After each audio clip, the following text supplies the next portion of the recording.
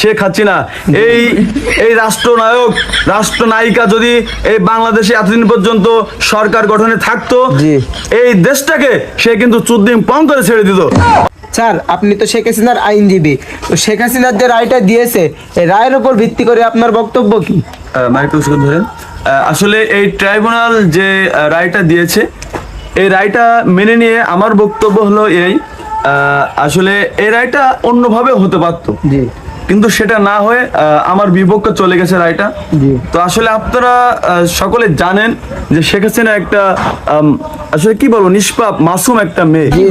তার জীবনে কোনো আপনি কি গুনাহের কাজ আছে কিনা আমি জানি না, তিনি কিন্তু উন্নয়নের জোয়ারে বাংলাদেশে করে ফেলেছে এবং সেই জোয়ারে মানুষ এখনো হাসছে।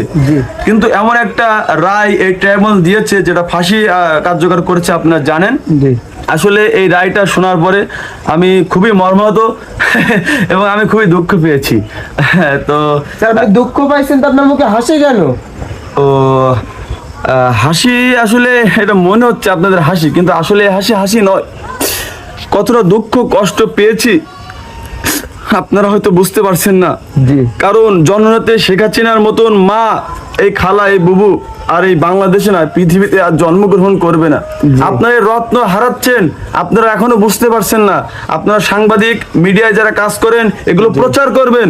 শেখ হাসিনার মতন স্বৈরাচার কিন্তু সরি বলছেন শেখ হাসিনার মতন শক্তিশালী এরকম দেশনেত্রী কিন্তু আর গোটা পৃথিবীতে জন্মগ্রহণ করবে না।